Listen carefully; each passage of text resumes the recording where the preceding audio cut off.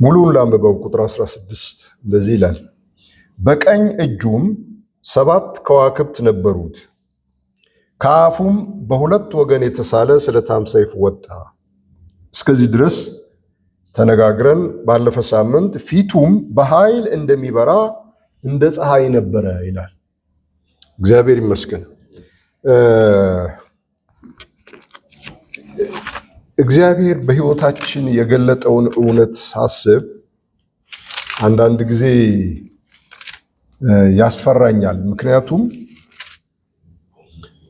በእግዚአብሔር ልብ ያለው እውነት ለኛ ሲገለጥ እኔ ይህንን ለመስማት ማን ነኝ ወይም ደግሞ እኔ ይህንን ለመናገር ማን ነኝ የሚል ነገር በአባቶች ሕይወት ትዝታው ወደ ልቤ ነው የመጣው። ምክንያቱም ዳዊትም እኔ ማን ነኝ ቤቴስ ምንድን ነው አይደል የሚለው፣ ካየው ክብር የተነሳ ነው።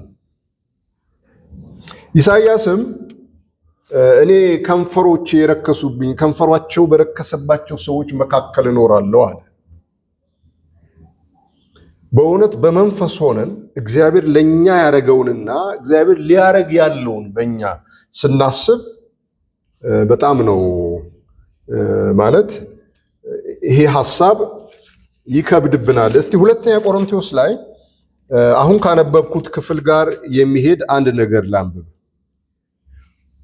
ምዕራፍ 4 ሁለተኛ ቆሮንቶስ ቁጥር 6 ላይ በክርስቶስ ፊት ይላል።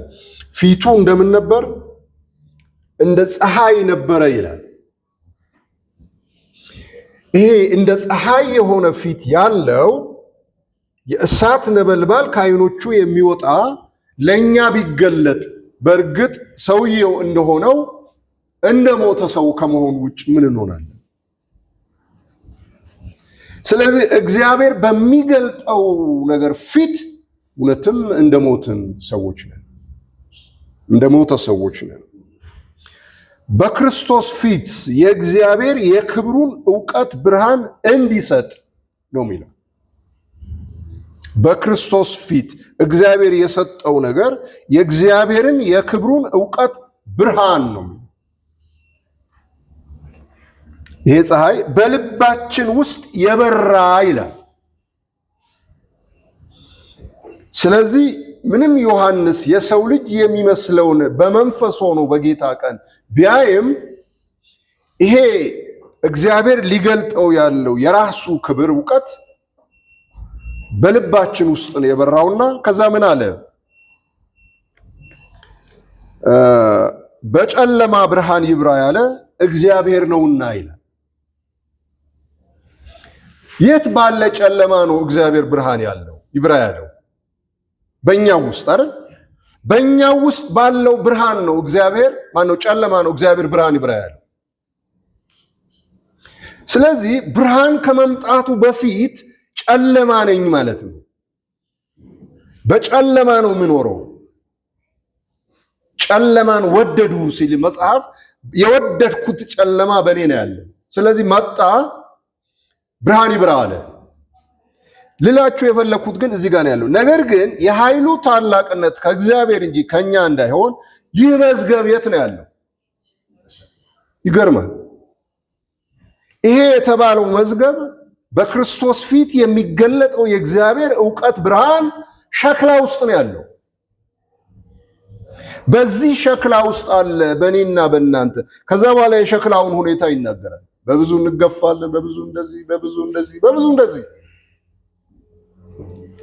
እግዚአብሔር ይመስገን።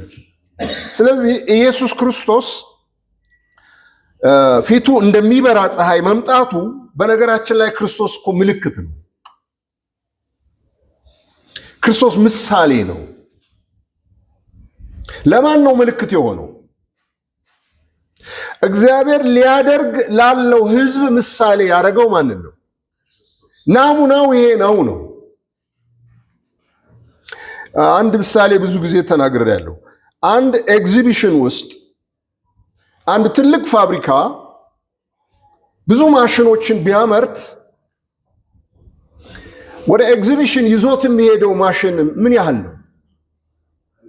አንድ ወይም ቦታው የሚይዝለትን ያህል ማሽን ነው ይዞ የሚሄደው። ያ ምን ይሉታል? ማሳያ ወይም ዲስፕሌይ ነው የሚሉት አይደል እንዴ? ስለዚህ በጣም ብዙ ማሽኖች አሉ። የዚህ አይነት ማሽኖች መጋዘኔ ውስጥ አሉ። አቅማቸው ይህን ያህል ነው። ዋጋቸው ይህን ያህል ነው። የአገልግሎታቸው ዘመን ይህን ያህል የሆነ ልክ የዚህ አይነት እዛ አሉ ማለቱ ነው አይደል? አንድ ፋብሪካ ልክ ክርስቶስ ኢየሱስ እግዚአብሔርን ኤግዚቢት ያደረገ ብቻ ሳይሆን እኛንም በእርሱ አምሳል ሊስለን እግዚአብሔር የሰጠን ምሳሌ ነው። እግዚአብሔር ይመስገን። ታዲያ ይህ ስትሰሙ አትፈሩ? እኔ ማን ነኝ? እንደው ልክ ይሄ ያመጣሁት እዛ እንትኑ ምንድነው ኤግዚቢሽኑ ላይ ያመጣሁት የመጀመሪያ ያሳየኋችሁ ክርስቶስ አይነት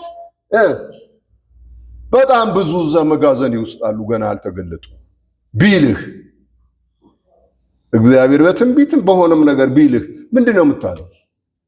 ብዙ ጊዜ እኛ እንፈነድቃለን አይደል? ግን እኮ ቆም ብላችሁ ብትሰሙት ይሄ ነገር በጣም ከባድ ነው። ቆይ እኔ ማን እንዴትስ ይሆናል?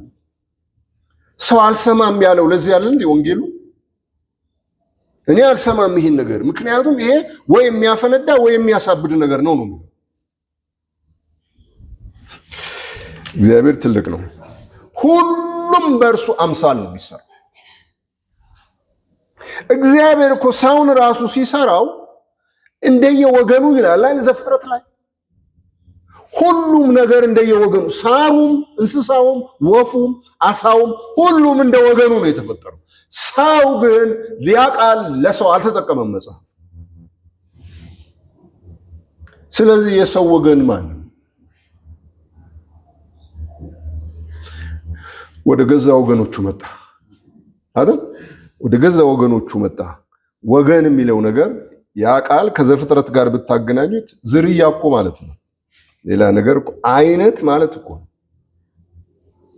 ስለዚህ ሁሉም በእርሱ አምሳል ሲሰራ አስቀድሞ ሳምንት ያየነውን ክፍል እስቲ እንመልከተው። ማቴዎስ ወንጌል ምዕራፍ 17 ላይ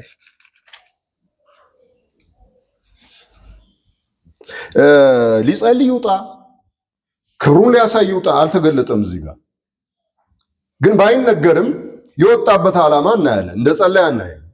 3 ምስክሮችና 3 አዕማዶች ይዞ ወጥቶ በፊታቸው ምን ሆነ ነው የሚለው? ተለወጠ ይላል። ፊቱም እንደ ፀሐይ በራ። የፊቱ መብራት ልብሱ ላይ ያመጣው ነገር አለ።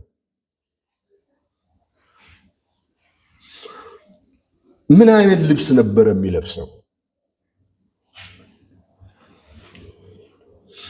በእርግጥ ከአይሁዳውያን ልብስ የተለየ ምን ልብስ ነበረው? ምንም ፍንጭ የለንም ማለት የእርሱ ልብስ ልዩ ነበር የሚል አልተጻፈም። ግን ልብሱ አይሁድ ሁሉ የለበሰው አይነት ልብስ ቢሆን እንኳ ፊቱ ሲለወጥ ፀሐይ ሲሆን ልብሱ ምን ሆነ? ነጭ ሆነ ይላል። መጀመሪያ ምን ነበር? ነጭ ሊሆንም ይችላል፣ ግን ከዛ በላይ ነው የሆነው። ሊታይ ሊዳሰስ የሚችል የተጨበጠ ለውጥ ነው የሆነው። እዛ ላይ ምን ያሳይ ይሆን? በዚህ የሰው ምሳሌ ቢሆን እንኳ ዓለም ሳይፈጠር በነበረው ክብር ነበር ክርስቶስ። አሁን ግን በሰው ምሳሌ ወርዷል። እንደ ሰው ተራምዶ ተራራ ወጥቷል። ግን በውስጥ ያለው የዓለም ሳይፈጠር በእርሱ ዘንድ የነበረው ክብር ሲገለጥ ልብስን የሚያህል ነገር ነው የለወጠው ማለት ነው። ልብስ ምንም ግንኙነት የለውም ከሰውነት ጋር አይደል? ከማንነታችን ከስብዕናችን ጋር ልብሳችን ምንም ግንኙነት የለውም። ያው ምልክቱ ለምን እንደተሰጠ ታውቃላችሁ? ልብስ በቃ መሸፈኛ ነው። በቃ አለቀ። ሰው ሲወድቅ ቶሎ እጁን ዘርግቶ ምን ቀንጥሶ ነው የለበሰው አይደል? በቃ ቆዳም ልበስ፣ ቅጠልም ልበስ፣ ምንም ልበስ ከስብዕና ጋር ጉዳይ የለውም። ጉዳይ ያለው ምናልባት ከሀፍረት ጋር። ግን ምንም አይጠቅምም የኔ ማንነት አይደለም የሚባለው ልብስ እንኳን ምንድን ያደርገው? ስለዚህ የመጣው ክብር አስደናቂ አይመስላችሁ? የቆምክበት ስፍራ የተቀደሰ ነውና ጫማህን ካንተ አውልቅ። ለምንድን ነው መሰላችሁ? በዛ ስፍራ እግዚአብሔር ተገለጠ። ስለዚህ ስፍራም ሁኔታም ሁሉም ነገር ይለወጣል። ዋነኛው ነገር ሲለወጥ ማለት ነው። እግዚአብሔር ይመስገን። ስለዚህ ሰማያዊው የምንለው የክርስቶስ የሕይወት ብርሃን ለሰው ሁሉ የተሰጠ በስፍራ ሁሉ እግዚአብሔር ለሰዎች ያደለው። ስለዚህ በዚህ ስፍራ ፊቱ አበራ፣ ልብሱም አንጸባረቀ። አንዱ ነገር ይሄ ነው።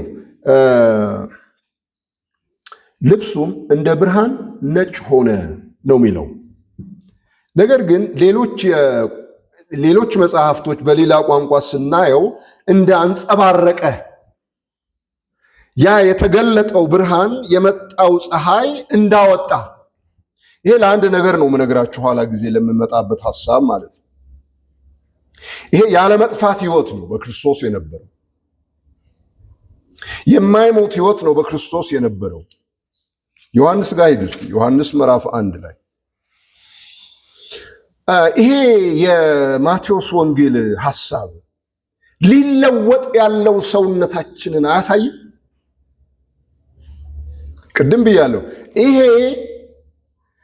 በዓለም ፊት የገለጥኩት ምልክቴ ኢሳይያስ ላይ ተጠቅሷል።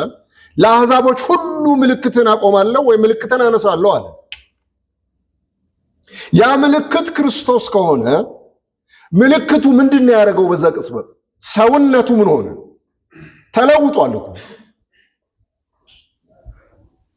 ስለዚህ ይሄ የኔ ምሳሌ ከሆነ ሊለወጥ ያለው ሰውነቴን አያሳይም?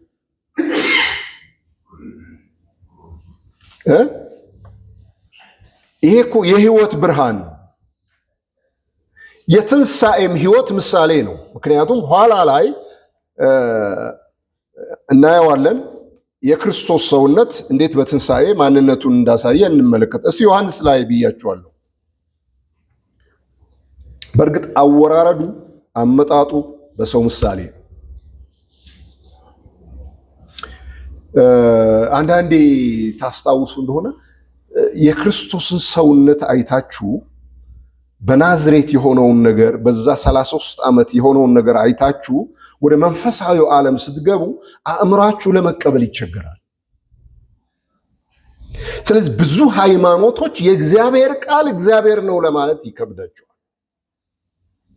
ሃይማኖት ብቻ አይደለም፣ ሰው ራሱ እንዴት ነው የእግዚአብሔር ቃል እግዚአብሔር ሊሆን የሚችለው?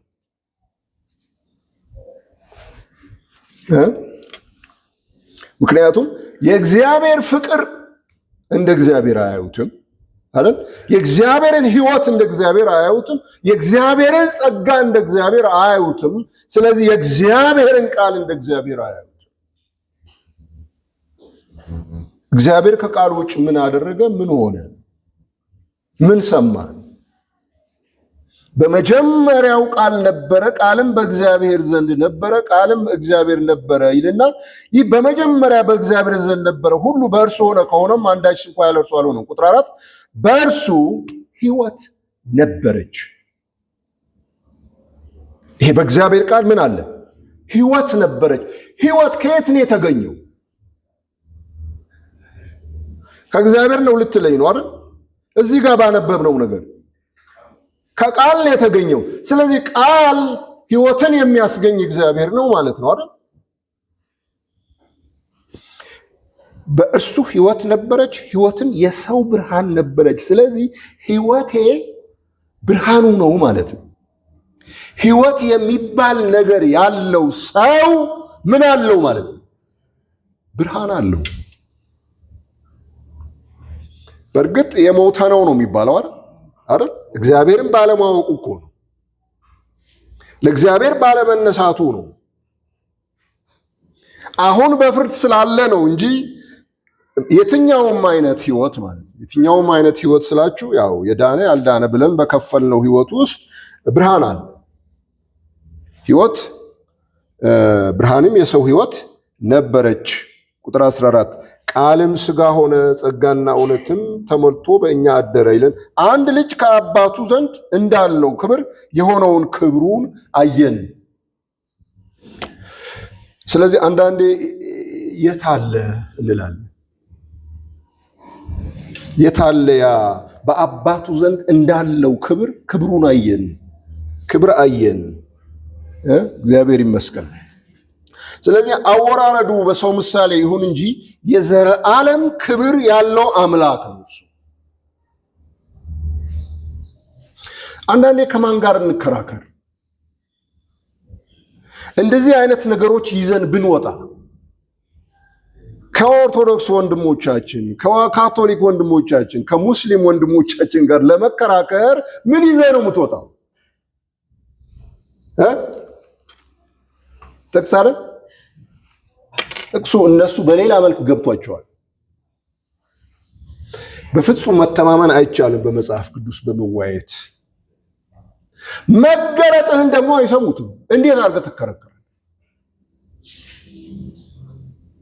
ስለዚህ የክርስቶስ ቃልነትና በእርሱ ሕይወት መኖሩ መገለጥ እንጂ ጥቅሱ ብዙ አያስረዳህምና አስቸጋሪ ነው ሰው ማስረዳት። እና የክርክር መድረክ ብንፈጥር ይዘን የምንቀርበው መጽሐፍ ነው። መጽሐፍ ያለ መንፈስ ስለተነበበ አጋጨ እንጂ አላስታረቀም። እንኳን ከሙስሊሙ ጋር ከክርስቲያኑ ጋር እኮ ማስታረቅ አልቻለም። ይሄው ነገር ማለት ነው። ስለዚህ ምን ያስፈልጋል ማለት ነው? መገለጥ ያስፈልገዋል ማለት ነው። እግዚአብሔር ይመስገን። አወራረዱ ሰው ነው። በቃ ሰው ነው የሚመስለው። አንተን ነው የሚመስለው። እንዳንተ ይበላል፣ እንዳንተ ይጠጣል። ግን የዘላለም ቃል ነው እሱ። የዘላለም ክብር ነው። እግዚአብሔር ሙሉ በሙሉ የወረደበት ማለት ነው። እግዚአብሔር ይመስገን። እስቲ ምዕራፍ 8 ላይ ዮሐንስ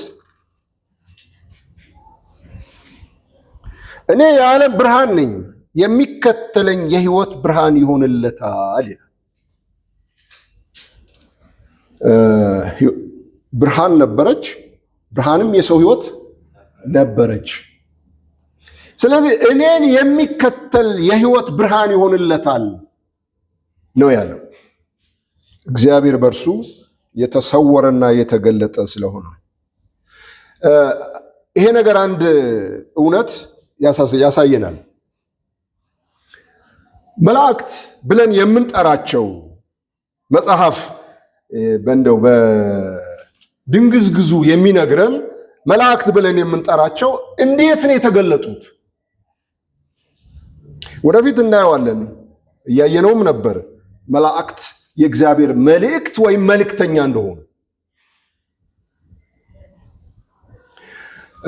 መልእክተኛነታቸው ብቻ ሳይሆን የሚያመጡት መልእክት ነው ዋና መልአክ ያደረጋቸው። ምክንያቱም ይዘው የመጡት ምንድን ነው? መልእክት። የማን መልእክት? የእግዚአብሔርን ቃል ይዘው ስለመጡ ነው መልአክ ያደረጋቸው። ግን ሲገለጡ በመጽሐፍ አንዳንድ ቦታ ሲገለጡ በብዙ ግርማና ኃይልን የተገለጡት። ማቴዎስ 28 ላይ ከትንሣኤ በኋላ 28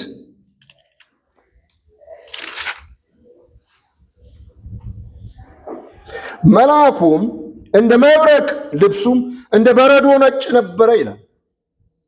በእውነት እንዲያ መልአክ አትፈራው? እንደው አታከብረው ወይም አታመልከው? አክብሮትስ ተገቢ ነው። አታመልከው?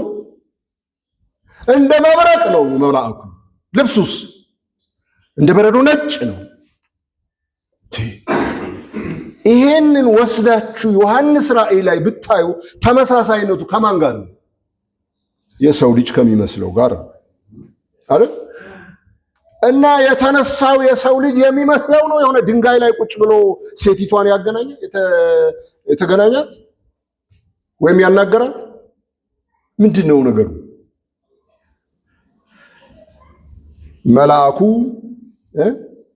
መልአኩም እንደ መብረቅ ልብሱም እንደ በረዶ ነጭ ነበረ ይላል።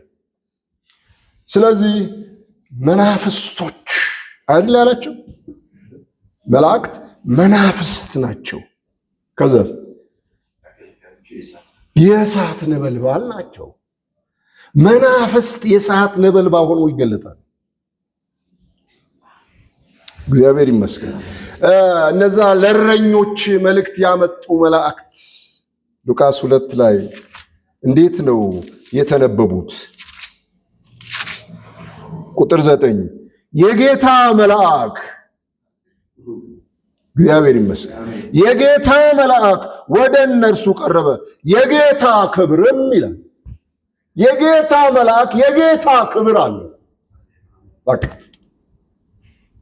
ግን መልእክት የሌለው እንዴት መልአክ ይሆናል? የጌታ መልአክ የጌታ ክብር በዙሪያቸው አበራ።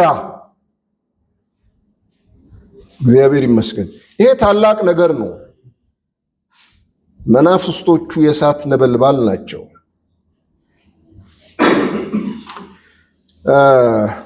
ሰው ይሄን ቢያረገኝ ይላል። አንድ ነገር ልንገራችሁ። እንደው መልአክ ቢያረገኝ፣ ነበልባል ቢያረገኝ፣ እሳት ብለብስ፣ ክንፍ አውጥቼ በበር አይደል? እነዚህ የእግዚአብሔር መላእክቶች ናቸው። መጀመሪያ ያየሁት ሰው ገብርኤል አይደለም ይሉ መጀመሪያ ያየሁት ሰው ገብርኤል። አንዳንዴ ዘለን ነው የምናነበው አይደል? መጀመሪያ ያየሁት ገብርኤል አይደለም የሚለው መጀመሪያ ያየሁት ሰው። በአማርኛ ሰዋሰው ሕግ መጀመሪያ ያየሁት ሰው ካለ ነጠላ ሰረዝ አድርጎ ከዛስ ገብርኤል። ስለዚህ ገብርኤልና ሰው ስለ አንድ ነገር ነው የሚያወራው ማለት ነው ጸሐፊ። ገብርኤል መቼ የነበረ ሰው እኔ አላውቅም፣ ግን መጽሐፉ ምን ይላል?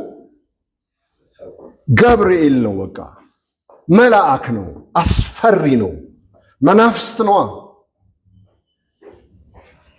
ግን ይሄም ሁሉ ሆኖ ልጆች አልተባሉም ይላል። እናንተን እንጂ ራሳቸውን አላገለገሉም። ስለ እናንተ የተደረገውን ሊያዩ ይመኙ ነበረ ይላል። ስለ ልጅነት ብዙ ሰዎች እንድናነሳ አይፈልጉም ልጅነት። ምክንያቱም እኩልነት ስለሚሆን እኛ እኩልነት አናወራም። ወንጌላችን ስለ እኩልነት አያወራም። ስለ ልጆችና ስለ ልጅ እኩልነት አያወራም። አንድነት ነው የሚያወራው።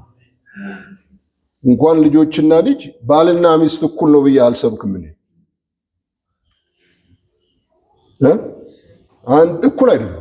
ይሄ የአብዮት አይዲዮሎጂ ነው፣ የመንግስት አይዲዮሎጂ ነው። ሰው ምንድነው ወንድና ሴት እኩል ናቸው የሚለው የውጭ አይዲዮሎጂ ነው። አንድ ስጋ ናቸው አይደል የሚለው አንድነት ነው እንጂ መጽሐፍ የሚሰብከው እኩልነት አይሰብክም። ስለዚህ ልጅና ልጆች እኩል ናቸው ብዬ አልሰብክም። አንድ ናቸው ብዬ ነው። ስለዚህ ልጅነት ምንድን ነው? ማን ነው? ይሄ ልጅ የሰው ልጅ የሚመስለው ፊቱ እንደ ፀሐይ ነው የሚያበራው፣ ማንም ሊያየው አይችልም። ስለዚህ ይሄ ልጅ ምን ያደርግ? ምን ይሁን? ስለ ልጅነት ማወቅ የሚገባል። ለምንድን ነው? እግዚአብሔር በልጅነት ስለገለጠው ነው። ልጁ በመላእክት ምሳሌ አልገለጠውም። በሌላ በልዩ ፍጥረትም አልገለጠውም። ስለዚህ ቅድም ያልኳችሁን አስታውሱ። ይሄ ነው የምትሆኑት እግዚአብሔር የላከው ምሳሌ። እንግዲህ ብዙዎች ብዙ ነገር ይጠብቃሉ። አሁን ስለ ልጅነት ስናወራ ልጆች ነን እኛ። ስለዚህ ልጅ ከሆንን ምንድን ነው የሚጠበቀው? እኔ ራሴ ምን እጠብቃለሁ? በልጅነቴ አንዳንዴ እንዲያቱ እኔ ልጅ ሆኜ እንደው እግዚአብሔር ልጅ አድርጎኝ እንደዚህ ኑሮ ህይወቱ ምን ማትሉ ልጅ የሆንከው ለተአምር ነው አይደል? ተአምር ልታደርግ ለትልቅ ጉባኤ ትልቅ አዳራሽ ሰርተ ትልቅ ጉባኤ ልትሰራ ነው አይደል? ልጅ የሆንከው ይሄ ይታሰብ እንደሆነ እንጂ አይደረግም በምንም አይነት። ምክንያቱም አብዛኛው ለውጫዊነት የተሰጠ ነው። ስለዚህ ልጅነት ለውጫዊነት ያልተገለጠ ነው። እንዲህ መጽሐፉ እኮ ነው የሚለው ወገኖች፣ ምን እንደምንሆን ገና አልተገለጠም። አሁን ልጆች ነን። እንደው ብትቀበሉም ባትቀበሉም ልጆች ነን። ምን እንደምንሆን ግን አልተገለጠም። ያልተገለጠ ነገር አለ። ቆላስይስም ላይ ከክርስቶስ ጋር በእግዚአብሔር ምን ሆነናል? ስለዚህ እርሱን ካላወቁት አንተንም አያውቁም። ተቀዳድመን ልጅ የሆነው እንድንታወቅ ነው አይደል? ይልቅ ይሄ ያዋጣል ብለን ልጅነትን የያዝን ከሆነ አያዋጣም። በዚህ መልክ አያዋጣም። ክርስቶስ ከተሰወረ ተሰውረናል፣ ከተገለጠስ እንገለጣለን። መጽሐፉ የሚለው ይሄ ነው። ወጣ ያለ ያልሆነና ያልታወቀ ወጣ ያለ አይደለም ልጅነት፣ ግን ያልታወቀ ነው፣ የተሰወረ ነው። ስለዚህ ማንን እንምሰል ወገኖች? የናዝሬቱ ኢየሱስን ወይስ የትንሣኤውን ኢየሱስን እንምሰል? የትኛው ይሻለናል? ሃሌሉያ! የናዝሬቱ ኢየሱስ እኮ 5 ዳቦ 2 ዓሣ ጉድ ያረጋታል አይደል? ሬሳ በዚህ ሲሄድ ቁም ይላል። ምንም የማያደርገው ነገር አለ የናዝሬቱ ኢየሱስ። የትንሣኤው ኢየሱስስ የሚገርማችሁ ነገር 40 ቀን ሲቆይ አንድ ራስ ምታት እንኳን አልፈወሰም። ራሱን ግን ገለጠላቸው በተአምራት። መቼ ነው ክርስቶስ ለነዛ የተገለጠው? አወቁት እንዴ? አላወቁትም እኮ እንዴ። ማዕበሉን ጸጥ ሲያደርግ እኮ ምንድን ነው ያሉት? ምን አይነት ሰው ነው እኮ ያሉት። ስለዚህ ያላወቁት ተአምራቶች ክርስቶስን አልገለጡትም። ለዚህ ነው እኮ የናዝሬቱ ኢየሱስን አይደለም የምንፈልገው ያልኳችሁ። ተአምራቶቹ አያሳዩም። እንደ ያ ሁሉ ነገር ያየ ያ ሁሉ ነገር የተለማመደ በአንድ ሌሊት ችግር ሁሉም አይደለ እንዴ ትቶት ሄደው። አንዳንዱ በሩቅ እየተንጠራራ ይከተላል። እንደ ዮሐንስ አይነት እየተንጠራራ እንደው ምን ያረጉት ይሆን? ምክንያቱም ልቡ ውስጥም አለ አይደል እንደ የተቀበረ ፍቅር፣ እንደገና ደግሞ ወሰዱበት ይሄን። ስለዚህ እየተንጠራራ ይከተላል፣ ግን ማንም የለም። ግን የሚገርማችሁ ነገር እኔ እስከ መጨረሻ የሄዱት ግን ሴቶች ናቸው አይደል?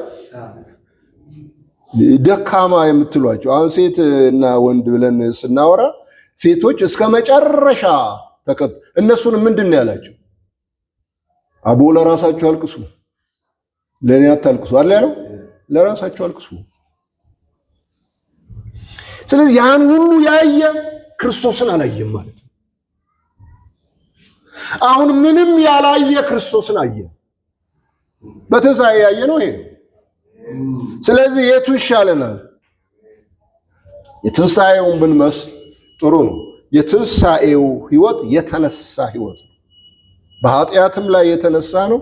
በክፋትም ላይ የተነሳ ነው። በብዙ ነገር ላይ የተነሳ ነው። እግዚአብሔር ይመስገን። ስለዚህ መለከቱ እኮ እየተነፋ ነው።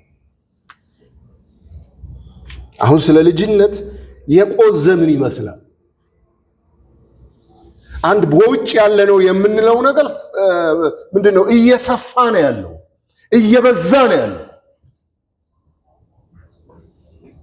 ልጅነት እየቆዘመ ነው አይደል? ኧረ ተው፣ ይሄ ከሆነ በጣም አስቸጋሪ ነው። መለከት ይነፋል። ይሄ ትንቢት ነው። መለከት ይነፋል፣ እኛም እንለወጣለን። የኋለኛው መለከት ሲነፋ አለ የሚለው። የኋለኛው መለከት የቱ ነው? የእግዚአብሔር መንግስት ከማወጅ ሌላ መለከት አለ? ስለ ሁሉ መታደስ ከመናገር የበለጠ መለከት አለ? ስለ ሁሉ መዳንና መጠቅለል ከመናገር የበለጠ ምን መለከት አለ? በእግዚአብሔር ልጅ የሚመሰሉ ልጆች ብዙ ናቸው ብሎ ከማውራት የበለጠ ምን ነገር አለ? እግዚአብሔር ይመስገን መለከት ይነፋል። ያም እየሆነ ነው ያለው። በዚህ ሁኔታ ምን ይሆናል? እንለወጣለን ነው። እግዚአብሔር አይዋሽም አይደል? ስለዚህ ይሄ የተገለጠልን ነገር በእውነት ድርሰት አይደለም። የሆነ ሰው የሚፈጥረው ነገር አይደለም። እግዚአብሔር ከገለጠልን እግዚአብሔር እውነተኛ ይሁን፣ ሰው ውሸተኛ ቢሆን ነው የሚለው። ስለዚህ የእግዚአብሔር ቃል ይፈጸማል። መቼ? አሁን በህይወቴ ካልሆነ፣ አሁን በጤንነቴ ላይ ካልሆነ፣ አሁን በኑሮዬ ላይ ካልሆነ፣ አሁን በስራዬ ላይ ካልሆነ መቼ ይላል። መቼ ልበል? ልል የምችለው ነገር ምንድን ነው? እግዚአብሔር እውነተኛ ነው። ማረጋገጥ ያለብን ምንድን ነው መሰላችሁ? የተረዳነውና የተገለጠው ነገር እውነት ነው ወይስ አይደለም ነው። እውነት ነው ከተባለ ምንም ምክንያት አናበጣለትም፣ እንለወጣለን። ስጋችንም ክቡር ስጋውን እንዲመስል ምን ይሆናል? ይለወጣል። ቅድም ብያችኋለሁ እኮ ልብስ መጨረሻ ላይ እኮ እጣ ተጣጣሉበት አይደል መሰለኝ? ልብሱ እጣ ተጣጣሉበት እኮ ያ ነጭ የሆነው ልብስ። እሱ ትልቅ ነገር አይደለም። ስለዚህ በህይወቴ የመጣው የእግዚአብሔር ክብር ኑሮዬን ከቀየረ ኑሮዬ ትልቅ ነገር ነው አይደለም? ትልቅ ነገር አይደለም እሱ። እግዚአብሔር ይመስገን። ስለዚህ እግዚአብሔር ብርሃን ነው፣ ማንነቱም ብርሃን ነው።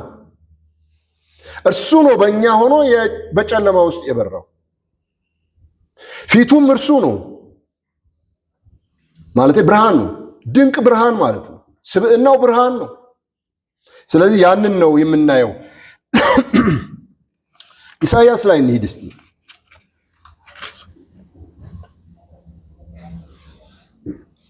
እልልታ የሚያውቅ ሕዝብ ምስጉን ነው የሚለው። ከዛስ በፊትህ ብርሃን ይሄዳሉ ይላል። በቃ መሄድ ነው። በምን? በፊቱ ብርሃን። ኢሳይያስ 60 ላይ በዚህ ላይ ትንሽ እስቲ አንዳንድ ነገር እንበል። ፀሐይ ሳምንት ምንድነው ያለው? ፀሐይ ብርሃን አለው፣ ሙቀት አለው፣ እንደገና ደግሞ ጨረር አለው ብለናል አይደል? ግን ብርሃኑ ከየት ነው የወጣው? ከፀሐይ። ስለዚህ ይሄ ብርሃን ከፀሐይ የወጣው ብርሃን የፀሐይ ፍጥረት የለውም? የፀሐይ ባህሪ የለውም? ተው አለው የለውም? አለው አይደል? አዎ ከእግዚአብሔር የወጣ አንተ የምትሄድበት ብርሃን የእግዚአብሔር ባህሪ ነው አይደለም? በፊቱ ብርሃን ይሄዳሉ ብቻ እኮ አይደል? ቅድም ባነብን እናንተ የዓለም ብርሃን ናችሁ አለ አይደል? እኔ የዓለም ብርሃን ነኝ፣ እናንተ የዓለም ብርሃን ናችሁ። እኔ ያገኘሁት ብርሃን ምን አይነት ብርሃን ነው? ከተቀበሉት ከርሱ የተለየ ብርሃን ነው ወይ? ሊሆን እኮ የማይችል ነገር ነው። አንዳንዴ ያመን ነው ይሄኛው ከዛ ጋር እኩል ነው አትበል ይሉኛል። እሺ ግማሽ ነው። እሺ በጣም ትንሽ ነው።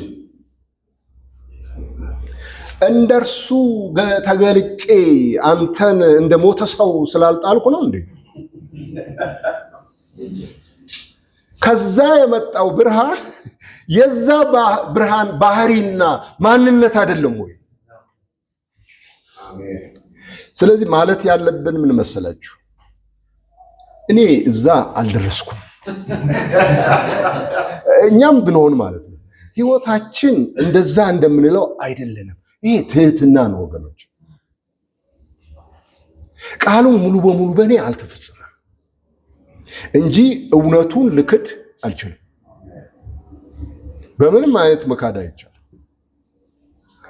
ያ የተቆረሰ ብርሃን አይደለም ፀሐይ የምትልከው፣ ብርሃኗን ነው የምትልከው። የዛ ማንነት ነው። ኢሳይያስ ላይ ብያችኋለሁ ምዕራፍ 60 ብርሃንሽ መጥቷልና የእግዚአብሔርም ክብር ወጥቶልሻልና ተነሺ አብሪ። ይሄ ብርሃንሽ የሚለው የእግዚአብሔር ክብር ነው። እነሆ ጨለማ ምድርን ድቅድቅ ጨለማም አሕዛብን ይሸፍናል። መቼ ነው እሱ? ጨለማ ማለት ህይወት ካልሆነ የሰው ማንነት ካልሆነ ምንድን ነው ጨለማ?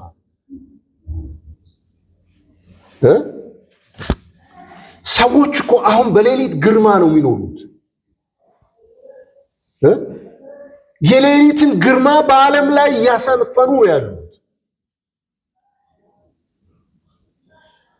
እንደው ከዚህ በኋላ አሁን ካለንበት ዓለም የበለጠ ጨለማ ይመጣ ይሆን? አው ከጨለማ ወደ ጨለማ እየሄድን ድቅድቅ ጨለማ አሕዛብን ይላል። እየተለማመድ ነው። አሁን በጆሮአችን የምንሰማው ነገር በጣም ብዙ ነገር አለ። ስለዚህ የእግዚአብሔር ክርስቶስ እግዚአብሔርን አበራው ስንል ያ ፀሐይ አለ። ፀሐይን ያበራው ብርሃን፣ ፀሐይ መኖሩን ያወቅነው በሙቀቱና በብርሃኑ ነው። ስለዚህ የእግዚአብሔርን ብርሃን ያበራው ክርስቶስ ነው።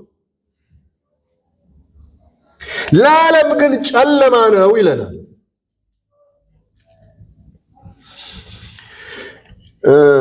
እንደዚህ አይነት ክፍል ስታነቡ አንድ መሸሸጊያ ተሰጥቶናል። ምንድነው?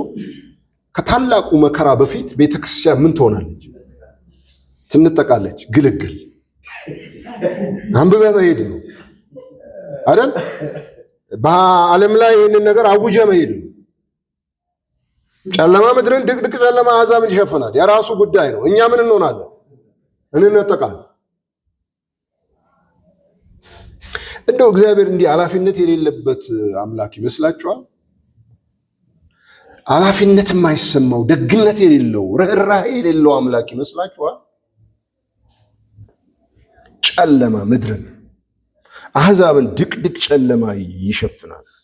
ስለዚህ ክርስቶስ እግዚአብሔርን ገለጠው፣ አንጸባረቀው። ይሄ ምሳሌያችን ነው፣ እኛ ወደዚህ እንድንመጣ ማለት ነው። ከፀሐይ የሚመጣው ብርሃን ለፀሐይ ምኑ ነው ብንል ፍጥረቱ ነው። ለእኛ ደግሞ የተሰጠው የእግዚአብሔር ክብር ብርሃን ለእግዚአብሔር ምኑ ነው እንላለን። እግዚአብሔር ለእኛ የሰጠው ክብሩ እና ብርሃኑ ለእግዚአብሔር ምኑ ነው? ራሱ ነው አይደል? ማንነቱ ነው። ይህንን ማየት አለብን። ስለዚህ ኢየሱስ ክርስቶስ የሕይወት ብርሃን ነው። በእኛ በራ። ይሄ ፀሐይ ይወጣል። የጽድቅ ፀሐይ ማለት የጽድቅ ፀሐይ ይወጣል እና ይሄ ነገር ብርሃንሽ መጥቷል፣ የእግዚአብሔር ክብር ወጥቶልሻል፣ ተነሺ አብሪ ይላል።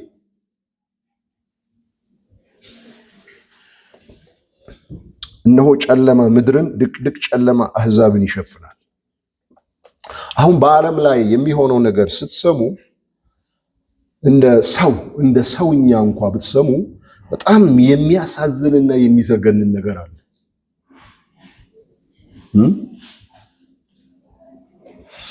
ከዚህ የበለጠ ጨለማ ግን ምን አይነት ይሆን?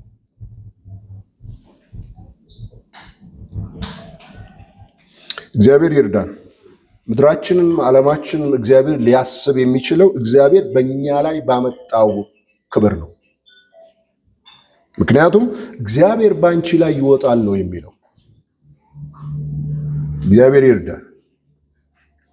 ነገር ግን ባንቺ ላይ እግዚአብሔር ይወጣል፣ ሌላ መውጫ የለውም። ንጽጽሩን ተመልከቱ። በዓለም ላይ የሚሆነው ነገር፣ በአሕዛብ ላይ የሚሆነው ነገር ተመልከቱና እግዚአብሔር በአንቺ ላይ ይወጣል። ምን ለማድረግ ነው? ለመሸሽ።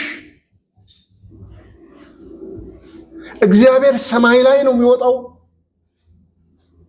እንደዚህ የሚጠብቁ ሰዎች አሉ። ጌታ ሲመጣ ልክ ፀሐይን በሰማይ እንደምናየው ክርስቶስን እንደዛ እንደምናየው ይጠበቃል። ምንድን ነው? ለምንድን ነው ንጽጽር ሆኖ የመጣው? ምድር ጨለማ፣ አሕዛብን ድቅድቅ ጨለማ። በአንቺ ላይ ግን እግዚአብሔር የሚወጣው ለምንድን ነው? ከላይ ብሎታል፣ ተነሺ አብሪ።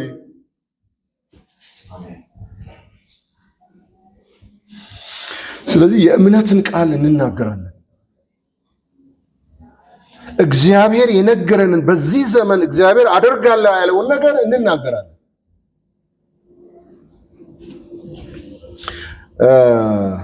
ቅድም ብያችኋለሁ፣ እግዚአብሔር በሕዝብ ላይ ነው የሚወጣው። በሕዝብ ላይ ሲወጣ እግዚአብሔር ስናንጸባርቅ፣ በውጭ ያለው ደግሞ መዳኑን ያገኛል። በእኛ ከኛ በላይ ካለ አንድ ከፍታ አይደለም እግዚአብሔር የምንጠብቀው፣ በእኛ እግዚአብሔር ይወጣል። ይሄ በእርግጥ አይከብድም። እግዚአብሔር ሰማይ ምድር የማይችለው አንድ የምትገልጡበት አገላለጥ አለ። እግዚአብሔር ማን ነው ብትባሉ የምትገልጡበት አገላለጥ አለ።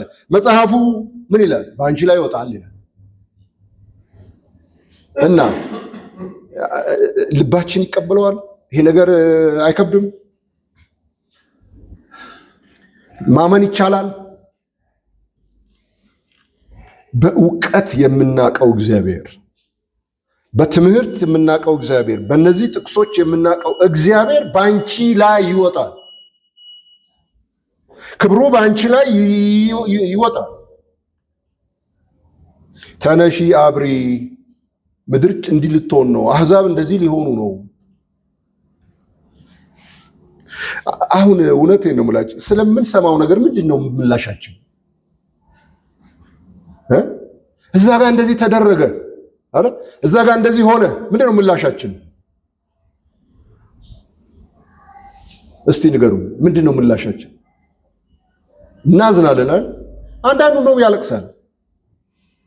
ምን ያርግ? ይሄው ነው ስሜቱን የሚገልጠው። እንዲህ ነው።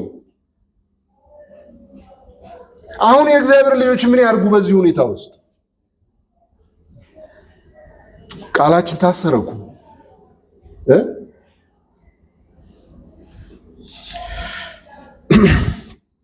ከዛ ምን ይላል? ቁጥር 3 ላይ አሕዛብ ወደ ብርሃንሽ፣ ነገስታት ወደ መውጫሽ ጸዳል ይመጣሉ። እኔ እርግጠኛ ሆኜ እነግራቸዋለሁ፣ ከዚህ በኋላ በዓለም ላይ ብርሃን አይሆንም፣ መደላደል አይሆንም። እግዚአብሔር ነገርን እያጨለመው ነው የሚሄድ። በዛው ልክ ደግሞ እግዚአብሔር ሕዝብ አስነስቷል። ብርሃኑን ያወጣል። ነገስታት ወደ ናቁት ይመጣሉ። ነገስታት ወደ ገፉት ይመጣሉ። ማንን የገፉት? ክርስቶስን የገፉት፣ የክርስቶስን አካል ነው የገፉት። ወደዛ ይመጣሉ። ይሄ መቼ ይሆናል?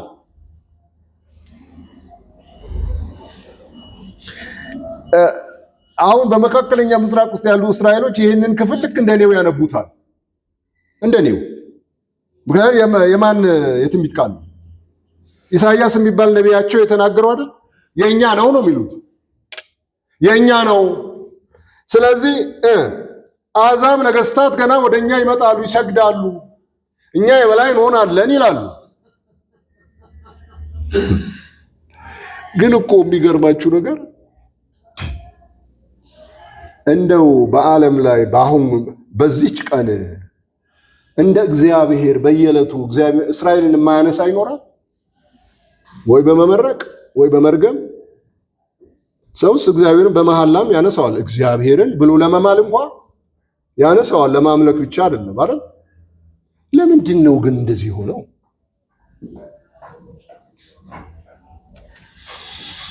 ኃያልስ ቢሆን አይደለችም? ስለዚህ ይሄ ለእኔ ነው ብታነብ እኔ ለምንድን ነው ይሄ የኔ ነው ብዬ ማለት ነው። ስለዚህ ከዚህ በፊት ብያቸዋለሁ፣ የእግዚአብሔርን ቃል እውነተኝነት ማረጋግጠው ከፈለጋችሁ መካከለኛ ምስራቅ ውስጥ ነው ብያቸው። ስለ እስራኤሎች የተናገረው የእግዚአብሔር ቃል አልተፈጸመም። ስለዚህ የእግዚአብሔር ቃል እውነት ነው፣ ለእኔም እውነት ነው ማለት ነው። እኔም ተነሺ አብሪ። ይህን ጥቅስ ጠቅሶ ነው የጠቅላይ ሚኒስቴሩ ጦርነት በኢራን ላይ ያደረገው አይደል? አንበሳ ሆይ ተነስ ብሎ ነው እኮ የዘመተው አይደል? ስለዚህ እኔስ ብርሃንሽ መጥቷል፣ ተነሺ አብሪ፣ ለኔ ነው ካለ ያኛው ወገን ለኔም ነው። ስለዚህ በአገሬ መንፈስ ላይ እነሳለሁ፣ በዓለም መንፈስ ላይ እነሳለሁ፣ በፖለቲካው መንፈስ ላይ እነሳለሁ፣ በመሪዎች መንፈስ ላይ እነሳለሁ። ግዴላችሁ ቤታችሁ ሆናችሁ የፈለጋችሁ ብትሉ አያስሯችሁ፣ አይመጡም። በሉ ወይ ተከናወኑ በሏቸው፣ ወይ በቃ በሏቸው። እንደ እግዚአብሔር እንደመራችሁና እንደሚሰሩት ስራ መጠን ማለት ነው። በቃ ወይም ቀጥል። እግዚአብሔር ይመስገን። አንድያ ልጅ በመጣ ጊዜ ምን ሆነው? አንድያ ልጅ በመጣ ጊዜ ምንድን ነው የሆነው? በታሪክ ስትመለከቱ ምን ሆነ? እግዚአብሔር ባልተናገረበት ዘመን ይሄንን ልጅ ላከ። ስለዚህ በእስራኤል ምድር አንድ የተንቀሳቀሰ ነገር ታያላችሁ። እግዚአብሔር ማሰብና መጥራት ተጀመረ። ስለ እግዚአብሔር ቃል መሰብሰብ ተጀመረ።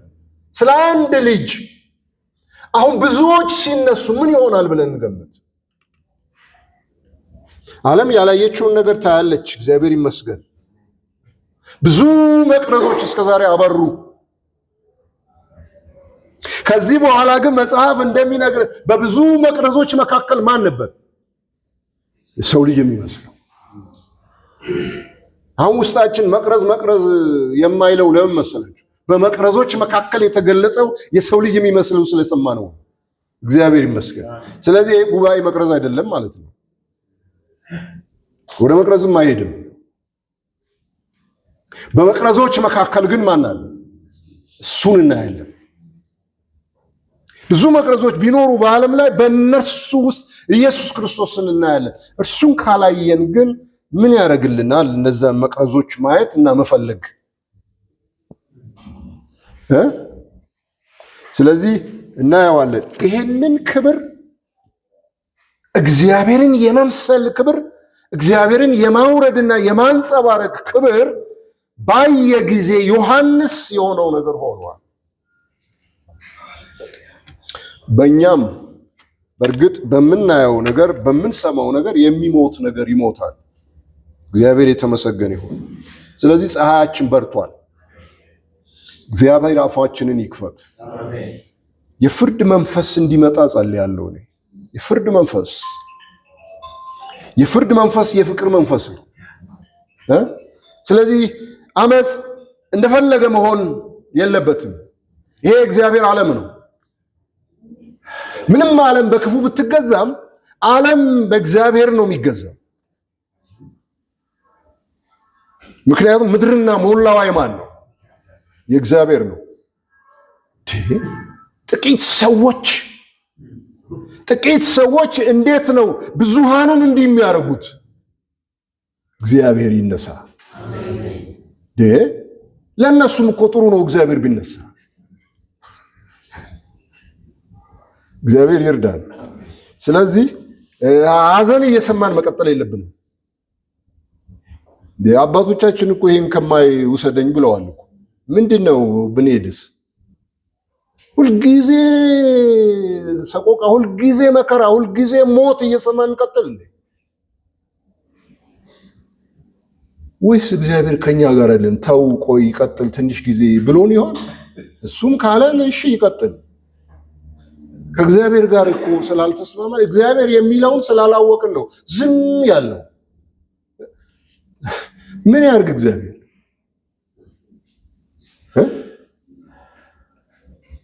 ለምን ትጮህብኛለህ አለ ሙሴ። ለምን ትጮህብኛለህ? ስልጣኑ እጄ ላይ ነው። ማድረግ ያለብን ነገር አድርግ። ወይ ተመለስ ወይ እጅን ዘርግተህ ውሃን ክፈለው። ይሄ እኮ ነው አይደል? ስለዚህ ሲያይ በእጁ ላይ የሆነ ነገር አለ። ሲጥላት እባብ የሆነች ሲያነሳት በትር የሆነች ነገር አለ አይደል? ከምድር ጋር ሲያገናኛት እባብ ናት፣ ሲያነሳት ግን ስልጣንና ኃይል ናት አይደል? የእግዚአብሔር ቃል እግዚአብሔር ለኛ የነገረን ስናወርደው እባብ ነው፣ ምንም አይጠቅም። የእባቦች አይነት ነው የሚሆን። ስናነሳውስ በትር ነው። እንደው ያን ታምናላችሁ? በፊልም ላይ ውሃው እንደዚህ ተር ብሎ ወደና ወደዚህ ሲሄድ ታመንክ ታምናላችሁ ወይስ እንደው ልብ ወለድ ነው? እኔ እኮ ያንን ታላቅ ነገር አምነን እዚህ ጋር ደግሞ ያለውን ባህር እንዴት ነው እጅ ማንሳት ያቃተው? እግዚአብሔር አልደከመም። እኔ ምክንያት ነኝ ለዚህ ሁሉ ለምድሬ ላይ ስቃይ፣ ለዓለም ስቃይ ምክንያቱ እኔ ነኝ። ከእግዚአብሔር ጋር አልቆምኩም። የእግዚአብሔር ቃል እንዲህ ያልፋል አልኩም። እንጸልይና እንጨርስ።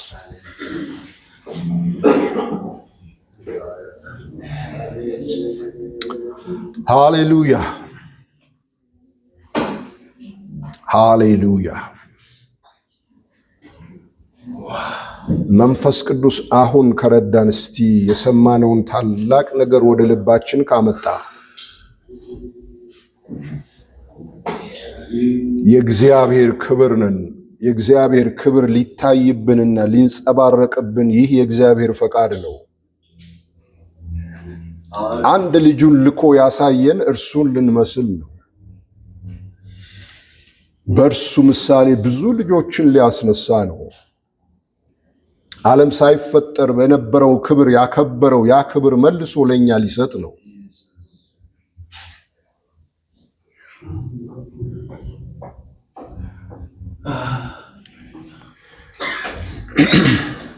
እግዚአብሔር አባታችን ሆይ የሰማነው ድንቅ ነው። በእውነት ሰው ሊሰማው የማይችል ነው። ሰውም በሰማው ጊዜ እግዚአብሔር ሆይ በፊትህ መቆም አይችልም። ክብር ላንተ ይሁን። ብዙዎችን በመገለጥህ ገጠምክ፣ ማንም አልቆመም። አሁን ያ ክብር ለኛ እንደሆነ በእኛም እንደሆነ ነገርከን። በዚህ ሸክላ ውስጥ የክብር መዝገብ አለ። እናመሰግንሃለን፣ እናከብረሃለን፣ ከፍ እናደርግሃለን። አንተ ሰራተኛ አምላክ ነህ። አሁን በምትሰራበት በዚህ ዘመን ከዚህ ስራ ጋር እንድንቆም አእምሯችን፣ ልባችን የተከፈተ ይሁን። ማወቅን ስጠን። ምን እንደምትሰራ፣ ምን እንደምትፈልግ፣ ፈቃድ ምን እንደሆነ ማወቅን ስጠን። መተባበርን ስጠን። እግዚአብሔር ሆይ ከዚህ ካወቅነው ጋር አንድ እንድንሆን ኃይልህን ስጠን። ድካማችንን ይቅርበን፣ ፍርሃታችንን ይቅርበን፣ አለማወቃችንን ይቅርበን።